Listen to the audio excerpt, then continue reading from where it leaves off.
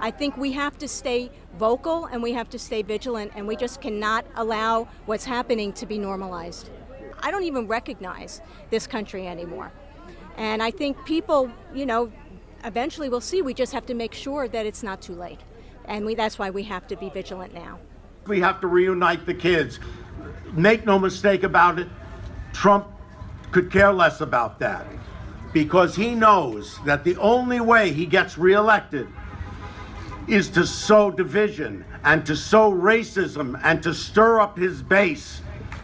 We have to vote, and we have to vote in November. Let's just understand the reality here.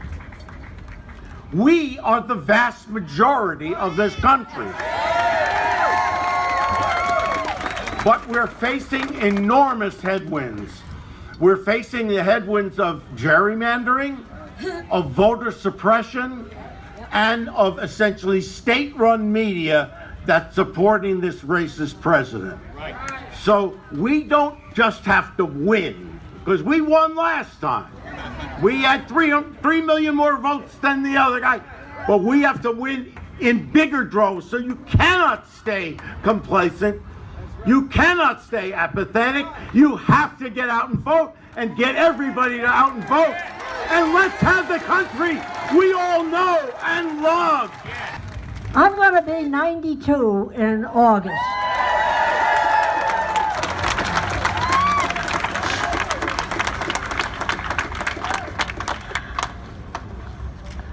I often wonder, why me?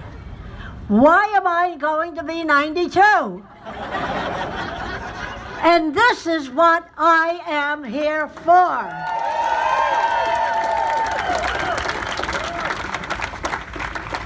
I was somewhere around 11 or 13 years old when suddenly there was a person by the name of Hitler on the scene.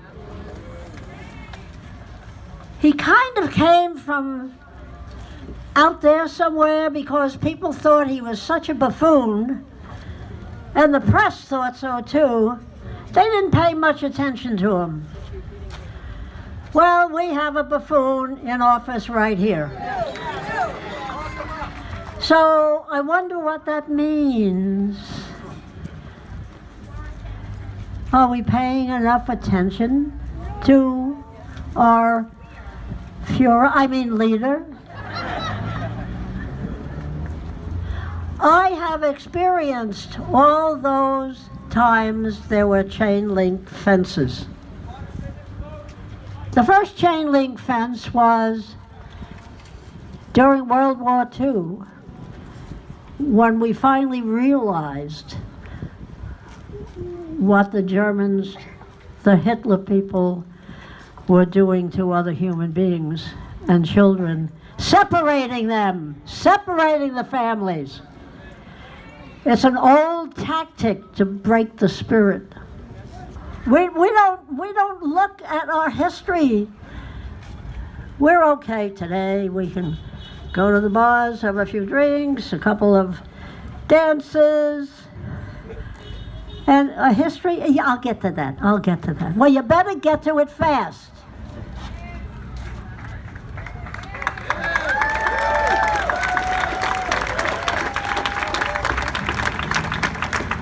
When I see images of what's happening at the border, I don't recognize my country anymore.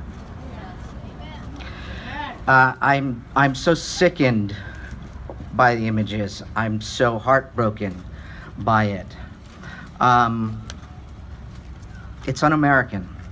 If we don't flip the House and hopefully the Senate, kiss our country and what you've known and how we've lived goodbye. It's that crucial. What is at stake is the soul of America. It is what our founders made, and it is how we've lived and generations before us have lived. And our generations after this will not know the America that we have lived in, that we have loved, that generations have died for.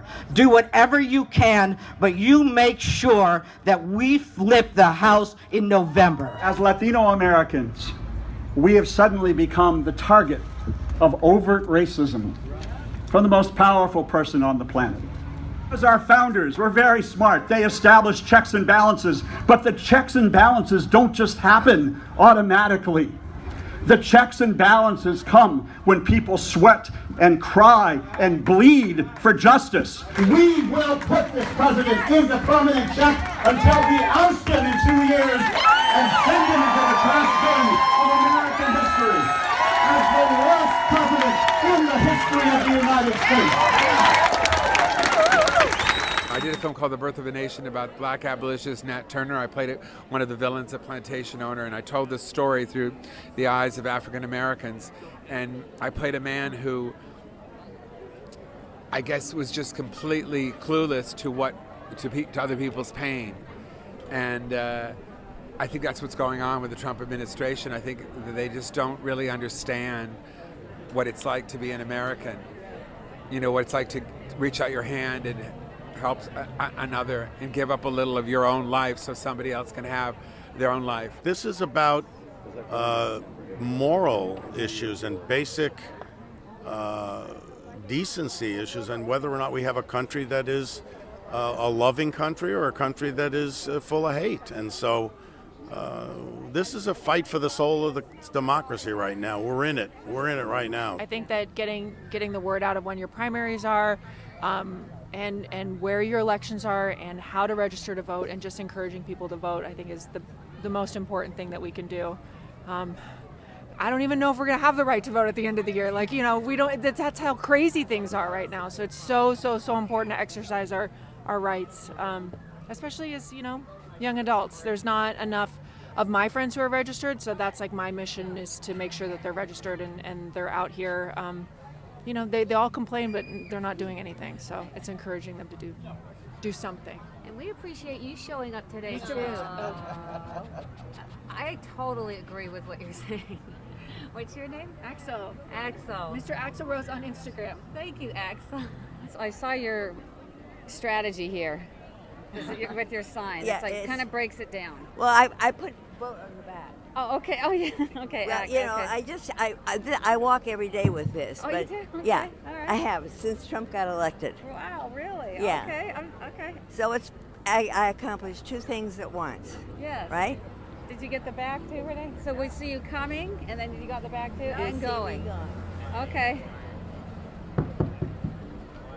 Thank you for being a walking representation of democracy. Thank you for asking. As I was walking that ribbon of highway, I saw above me that endless highway, and saw below me that golden valley.